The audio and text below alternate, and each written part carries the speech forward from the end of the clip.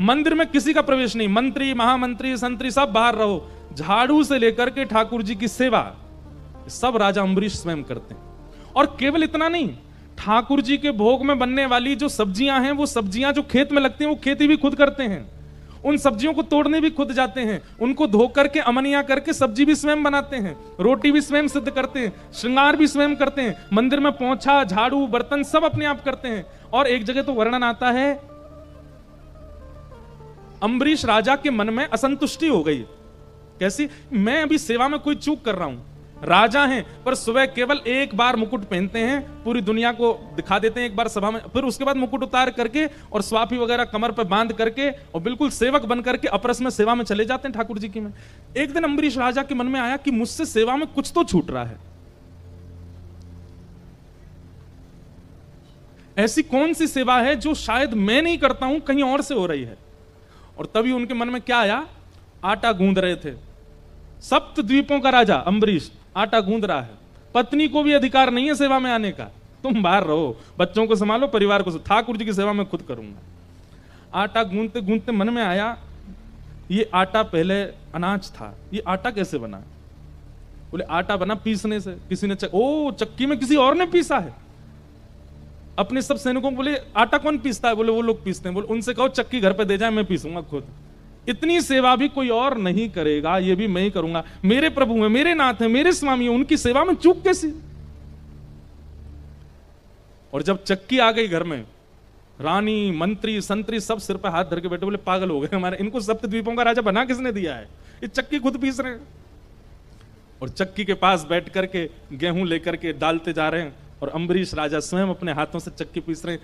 इस दृश्य को देख करके ठाकुर जी रोक नहीं पाए स्वयं को, और अम्बरीश राजा के मंदिर में बैठे ठाकुर जी सचल प्रकट हो गए और दौड़ करके जाकर के अम्बरीश को हृदय से लगा लिया। बोले तुम्हारी भक्ति से मैं बहुत प्रसन्न हूं, तुम्हारे पास क्या कमी है? अरे कोई एक नगर का राजा होता, एक देश का राजा होता, तुम सप्त द्वीपों के राजा हो, तुम्हारी भ्रगुटी टेढ़ी करने पर देवता भी हिल जाते हैं और तुम यहां चक्की पीस रहे हो मेरी सेवा के लिए।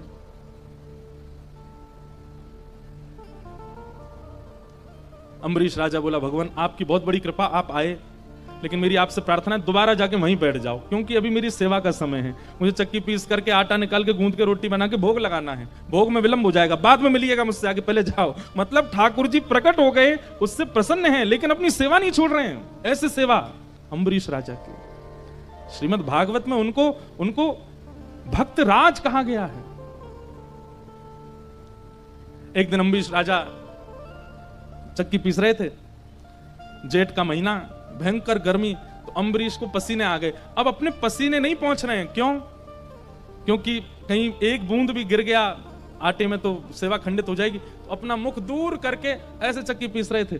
इतने में ही अम्बरीश राजा को लगता बड़ी ठंडी ठंडी हवा आ रही है और हवा में चंदन की सुगंधी, इत्र की सुगंधी, केसर की सुगंधी आ रही है। अम्बरीश राजा ने नेत्र खोल करके देखा तो ठाकुर जी बगल में खड़े अपनी पीतांबरी से हवा कर रहे थे। अम्बरीश राजा की,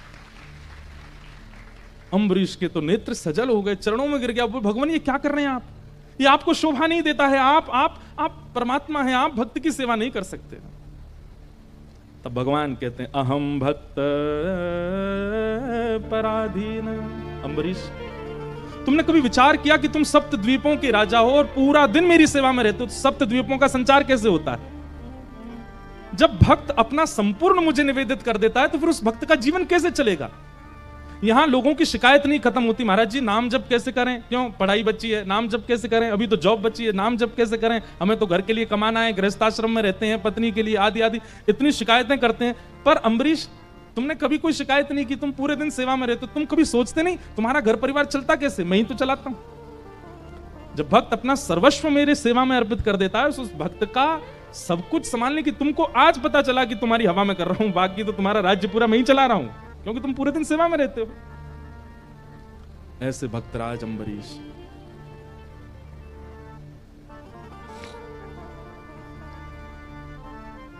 अद्भुत। आप नहीं, इससे तो हमें भी मन में आना चाहिए। हम भी अपने गिरधर लाल जी को लिए घूमते हैं सब जगह, कई सेवा ऐसी वो हम नहीं करते, श्रृंगार कर देते हैं, बाकी तो आरती की सेवा किसी और की, शयन की सेवा किसी और की, भोग की सेवा किसी और की। क्या सेवा, बस श्रृंगार करके पूरा श्रेय ले लेते हैं, हम करते हैं सेवा। पर ठाकुर जी की एक एक सेवा, एक एक भाव अपने हाथों से हो,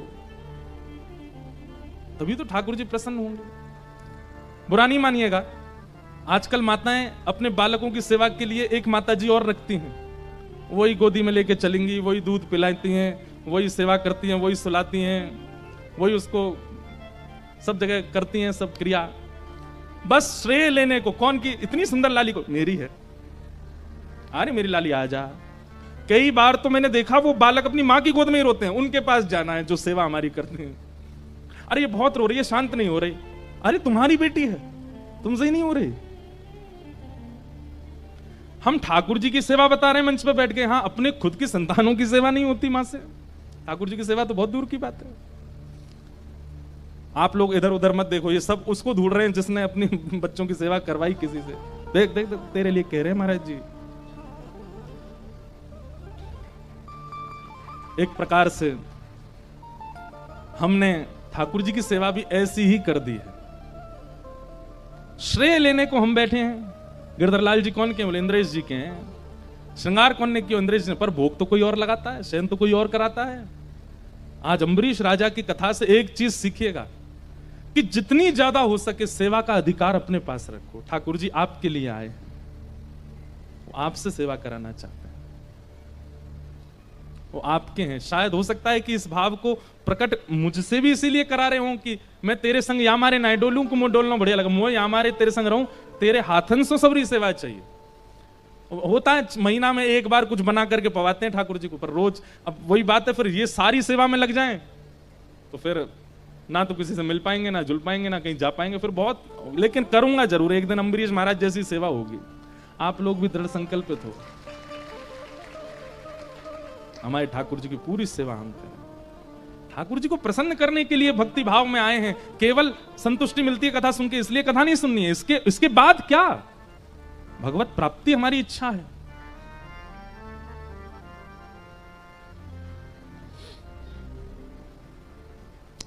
अम्बरीश महाराज वो एकादशी व्रत करते थे, कथा पता होगी सबको। थोड़े थोड़े आगे आ जाओ, बिना उठे नेक नेक खिसक के आओ। अम्बरीश राजा एकादशी व्रत करते थे और आपका नियम था कि आप समय पंचांग देख करके द्वादशी कब लग रही है तभी पारणा करते थे।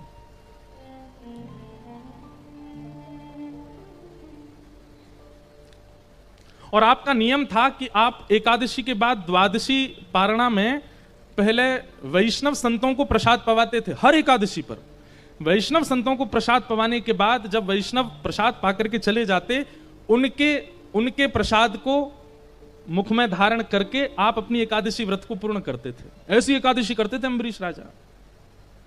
इसीलिए कहा अम्बरीशो महाभाग, महाभागवत। एक तो होते हैं भागवत, इनका नाम है महाभागवत। सामान्य एकादशी नहीं है। वैष्णव भक्तों को प्रसाद पवा करके उनके फिर प्रसादी ग्रहण करके एकादशी व्रत की पूर्ति, ये उनका प्रत्येक एकादशी का नियम है। आज एकादशी व्रत के पारणा में प्रसाद पाने के लिए भृगु ऋषि आए और साथ में अपने हजारों शिष्यों को लेकर के आए हैं।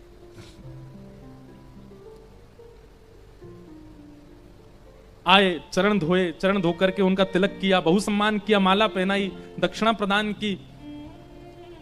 अम्बरीश राजा ने कहा भगवान प्रसाद तैयार है, आप पाने के लिए विराज जाइए। भृगु ऋषि बोले अभी संध्या का समय हो गया है, हम संध्या करके आते हैं, स्नान करके आते हैं, तब तक तुम प्रसाद की तैयारी करो, हम अभी आ रहे हैं। अच्छा, भृगु ऋषि प्रसाद पाने और व्रत पूर्ण कराने नहीं गए थे, वो परीक्षा लेने ही गए थे अम्बरीश राजा की। नारद जी से इतनी प्रशंसा सुनी थी, नारद जी जब भी मिलते भृगु ऋषि को तब कहते भाई भक्त तो अम्बरीश है, सप्त द्वीपों का राजा भक्त अम्बरीश है, उस जैसा भक्त नहीं देखा। तो इनके मन में भी आया हम भी तो देखें ऐसा कैसा भक्त है। अम्बरीश महाराज का नियम था कि आप संतों को प्रसाद पवाते और जैसे ही पारणा का समय होता उसी समय प्रसाद ग्रहण करके अपना व्रत खोलते थे। संध्या में बहुत कम समय लगना था, लेकिन भृगु ऋषि जानबूझ करके समय व्यतीत कर रहे हैं ताकि उसके पारणा का समय निकल जाए। फिर देखता हूं कि धर्म को प्रधानता देगा कि संत वैष्णवों की सेवा को प्रधानता देगा। यहां अम्बरीश बड़े व्याकुल, समय निकलता जा रहा है, पारणा का समय हो रहा है, क्या करें, अभी तक भृगु ऋषि आए नहीं है, प्रसाद पाया नहीं है, मैं कैसे अपना व्रत पूर्ण करूं, और उसके बाद यदि व्रत पूर्ण करता हूं तो अभी तक जो मेरा नियम चला, इससे कोई ठाकुर जी नाराज नहीं होते। कई लोगों का नियम होता है कि वो बिल्कुल एग्जैक्ट टाइम पे ही व्रत खोलते हैं, इससे अगर आप चूक जाओ तो ठाकुर जी नाराज होंगे, ऐसा नहीं है। पर हां, कई बार नियम होता है, नियम को आप जितनी श्रेष्ठता से परिपूर्ण करते हो। भाई, स्कूल जाने का समय है 7 बजे, अब 7 बजे अगर पहुंच जाते हो, फर्स्ट क्लास अटेंड कर लेते हो तो अटेंडेंस में नाम आ जाता है कि प्रेजेंट थे। अब लेट पहुंचोगे, फर्स्ट क्लास ही निकल गई, क्लास टीचर अटेंडेंस लेके चले गए, आपकी अटेंडेंस ही लग पाई। अब लग तो जाएगी, बाद में आप क्लास टीचर को जाके बोलोगे मैं आया था, लेट आया था, आप मेरी अटेंडेंस लगा दो। पर समय से पहुंचने पर अटेंडेंस हो जाती है कि हाँ ये उपस्थित थे। ठीक उसी प्रकार समय पर नियम की पूर्ति करने से उपस्थिति दर्ज होती है, लेकिन कभी नियम टूट जाए तो उससे ठाकुर जी नाराज नहीं होते हैं। लेकिन अम्बरीश राजा का नियम था कि अपने समय से ही पारणा करना है। और यहां भृगु ऋषि तो जबरदस्ती आत्मजल लेकर के बैठे हैं, संध्या कर रहे हैं, बोले कि आज इसका समय ही निकले, देखता हूं क्या करेगा। 2-4 मिनट रह गए थे, वशिष्ठ ऋषि के चरणों में जाकर के प्रणाम किया, अपने गुरुदेव को प्रणाम करते हुए अम्बरीश राजा बोले भगवान कुछ बताइए ना, भृगु ऋषि आए प्रसाद पाने, लेकिन अभी तक आए नहीं और मेरे पारणा का समय हो गया, मैं क्या करूं, मेरा नियम टूट जाएगा। मेरे नियम में मुझे कुछ समृद्धि या उपलब्धि नहीं चाहिए, केवल भगवत दर्शन का नियम रखा है मैंने, मैं इस नियम को इसलिए पालन करता हूं ताकि ठाकुर जी मेरे हो जाएं बस। और कहीं ये नियम टूट गया तो ठाकुर जी मेरे होने में दिक्कत ना हो जाए। वशिष्ठ ऋषि बोले देखो तुम एक काम करो, बोले क्या, ठाकुर जी का अभिषेक करो और अभिषेक करके जो पंचामृत ठाकुर जी का होगा उसका पान कर लो, अपना नियम भी हो जाएगा, और फिर जब भृगु ऋषि पाके चले जाएं तो उस प्रसाद को पा लेना। और आपने तुरंत ठाकुर जी का अभिषेक किया, पंचामृत हाथ में लेकर के, और जैसे ही पारणा का समय हुआ तुरंत उसको पान करके अपना नियम पूरा कर दिया। ये यहां पी ही रहे थे कि इतने में भृगु ऋषि आ गए, और भृगु ऋषि आकर के बोले अच्छा, हमको बुलाना तो ढोंग है तुम्हारा, तुम तो केवल अपने नियम के पक्के हो, अपने नियम का पालन करना जानते हो। अरे जब ये नियम था कि कोई ऋषि आकर के पाएगा उसके प्रसाद के बाद ही मैं ग्रहण करूंगा, तो ये नियम तुमने तोड़ा क्यों? अम्बरीश राजा बोले नहीं, मैंने वैसे नहीं, कोई